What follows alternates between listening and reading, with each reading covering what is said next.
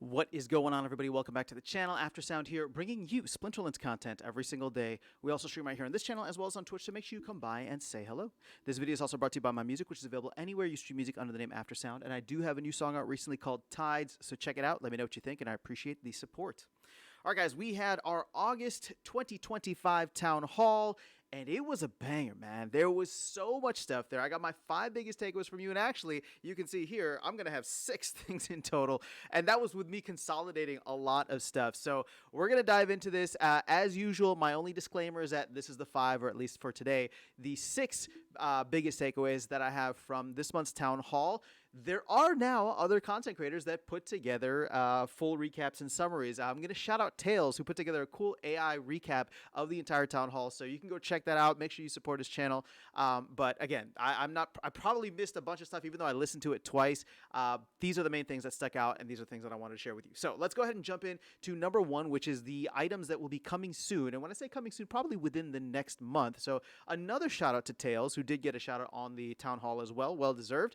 Is the Twitch partnership. This is something where you'll be able to get Twitch airdrops, meaning that by watching people who stream Splinterlands on Twitch, you'll be able to earn glint as well as a cool promo card that will be exclusively through that process. So, I think it's great that this is going to be something that we move forward with in terms of getting more content, more viewership, more engagement. And again, Tails has been leading this. Shout out to Investigator as well. I think he's been working closely with the team to try to get this integrated. It seems like we are just around the corner. In fact, Tails was testing it out just this past weekend, so very much looking forward to that. And, if you're not following Tails on Twitch, if you're not following some of the other content creators on Twitch, now would probably be a good time to check that out. So that is something that should be coming in the very near future. There's going to be some other quality of life updates, including a guild chat update. I forgot what the specifics on this were, but it's something along the lines of you'll be able to go back through your history. But, the team, and shout out to Investigator, who's always trying to put in little quality of life updates here and there.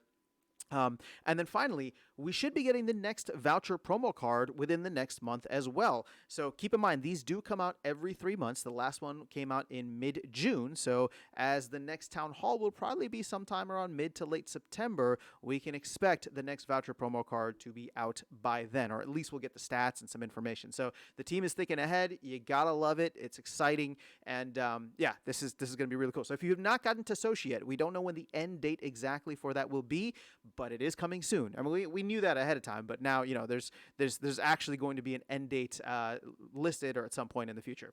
So that is what is coming soon. Hopefully I didn't miss anything there. But number 2, let's get into the onboarding metrics. There was a lot shared here. Blaze got into it. Dave got into it. There's 2 things that I want to share with you guys about this. Now, we can see a lot of the public metrics. So I've been making videos talking through the spellbook purchases that have increased, the conversion rates. And when I say conversion, I'm talking about the sign up to spellbook conversion rate, or the spellbook to sign up conversion rate, meaning how many people actually buy a spellbook after signing up for the game. And then, just signups in general, right? We're starting to see more daily active accounts.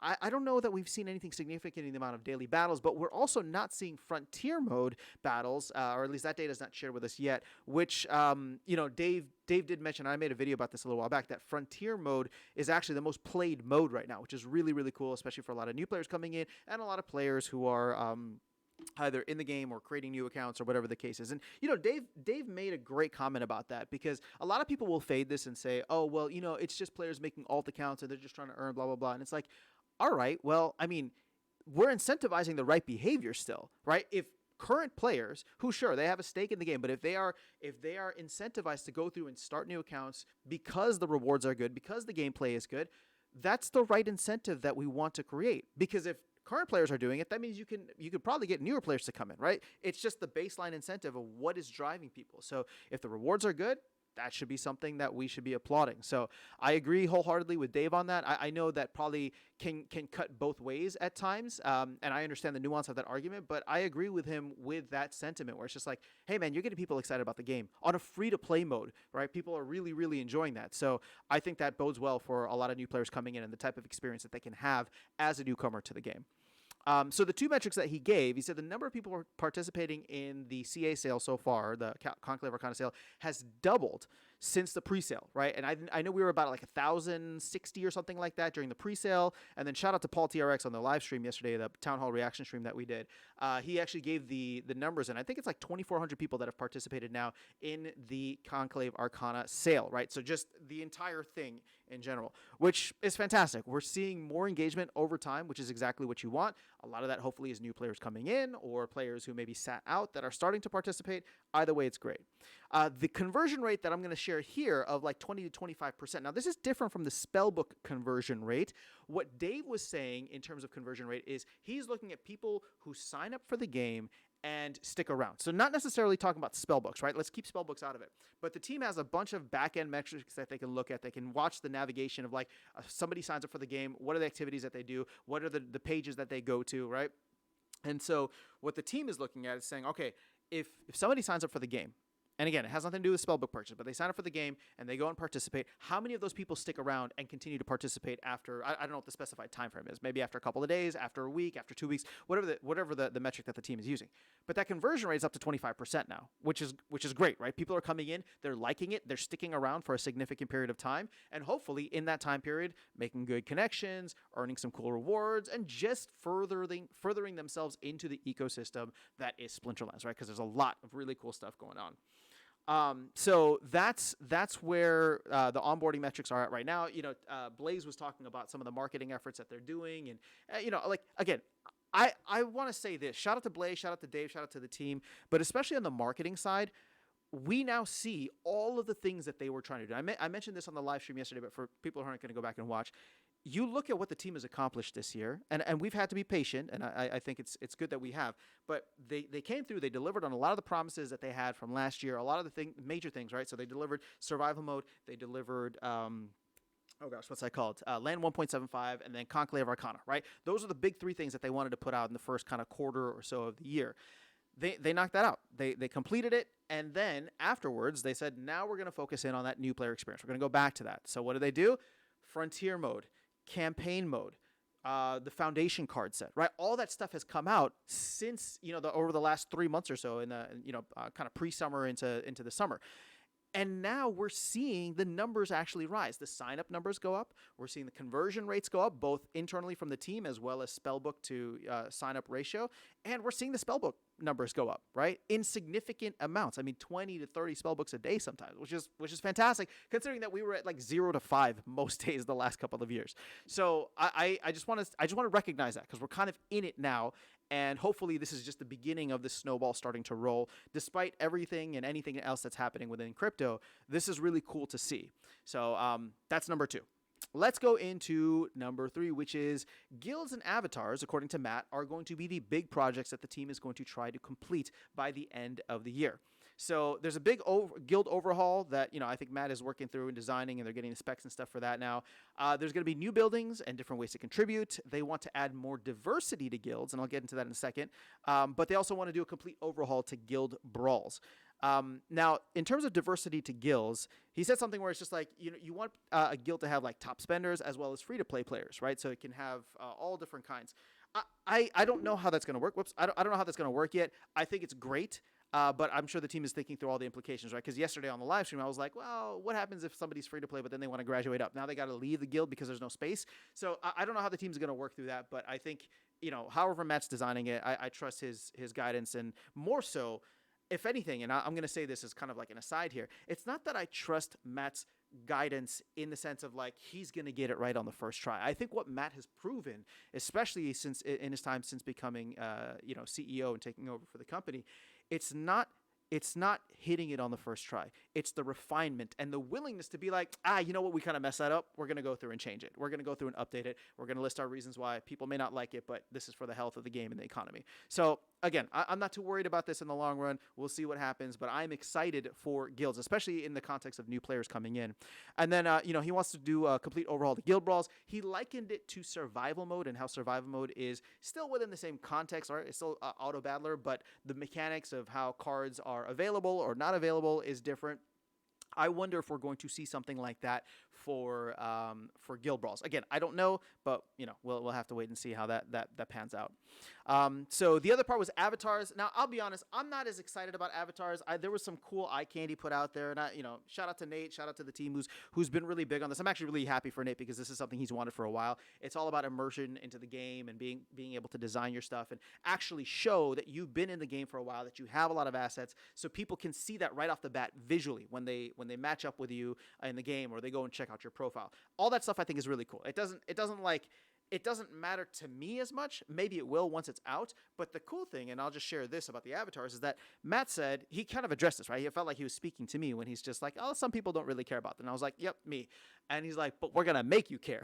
And I don't think it's going to be in the sense of like, you're going to have to buy all this stuff. You're going to have to cool. But I think they're going to try to design it in a way where it becomes an integral part of the game. Not where you got to spend a ton of money or even spend any money, but it's just like it becomes an integral part of the game where it's like maybe you got to line up with a faction, right? Maybe you got to do something and maybe you want to be more intentional about like which bloodline you're a part of or which, whatever your character is, because they do some cool stuff where every month or every season or every, whatever it is, it's just like you can be a part of it. You can get some extra benefits within the game. Stuff like that would be cool. And I'm just thinking off the top of my head right now, but I'm excited to see where they go with it. And obviously, hopefully we're going to get more information over the next 3 to 4 months here. All right, now let's get into some of the more fun stuff, because not only is it guilds and avatars that are the big projects, but they already have some other items that they want to launch. The first of which they've talked about is the reward set for Conclave Arcana, which is, I think, set to come out sometime in October. But here's the kicker.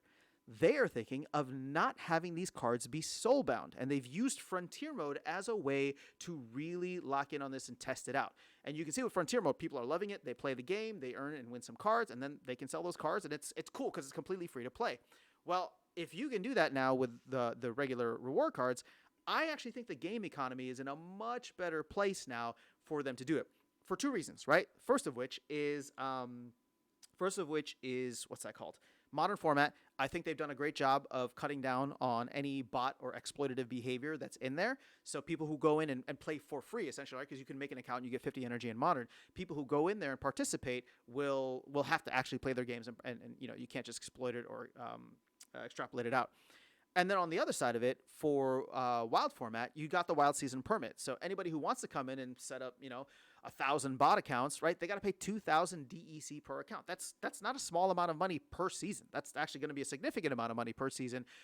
And you would have to hope that the rewards would justify it. And at the end of the day, we're going to get a bunch of reward cards out of it. Maybe, the reward cards come down, but we're also going to burn a ton of DEC. So I think that the game is in a much better position to handle something like this as opposed to where we were during the what's that called? Chaos Legion era. So I'm glad that they're considering this, and we'll see how it plays out. But I'm very excited to hear about this because we're, hopefully about maybe less than 2 months away from getting more information on this and actually getting the cards into circulation. Okay, number 5, the other one is a mini set proposal. So we did not have a mini set for Rebellion, right? And I think that was just due to the circumstances at the time. But every other set, I believe, has had a mini set, or most of them have, right? The last one we had for Chaos Legion was Rift Watchers. And so there is a mini set that they're going to put a proposal out that should come out by the end of the year. So I'm just putting kind of December as the rough date for that. I think they even mentioned like it'd be cool to have it around like the Christmas or holiday time. Now, here's the interesting thing.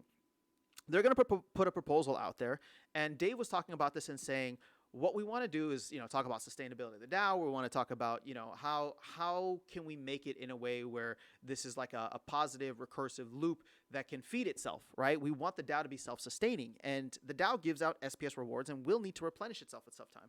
So I don't know how exactly they're planning to design this. I'm curious to see it, and we'll definitely chat about it when the proposal is out, which should be sometime next week, right? So if you're watching this the week after the town hall, but the idea is that we will be putting more SPS into the DAO than what the DAO gives out currently for rewards, which would actually be kind of cool to see, right? Because I think we have way too much SPS out in the ecosystem as it is. We're not burning it at a fast enough rate. So finding a way, right, without, killing all of the demand that goes to DEC, but finding a way to get SPS into the DAO in a regular, consistent manner is important. And I've talked about this in previous videos. Maybe I'll make future videos about it too, where it's like, I think that we should be doing regular either promo cards or mini sets, right? The mini sets really should be the ones that are pushing SPS back into the DAO. You can have everything else in the game require DEC, but have the DAO or have a mini set or some promo card require SPS so that the DAO is consistently getting SPS replenished into the system, right? So, or into its coffers, which it can then in turn give out for rewards over time. So that's a big one there. I'm excited to hear more about that.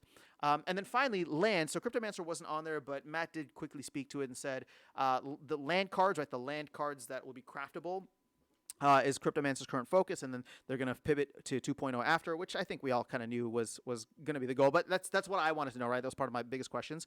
But there was something really cool that Dave kind of mentioned offhand at the end of the town hall during the Q&A session, which was Cinder, a new potential land resource that will only be available by burning cards. Because somebody mentioned, should we do like a card burning event to help get through all of the Chaos Legion cards and all the extra cards?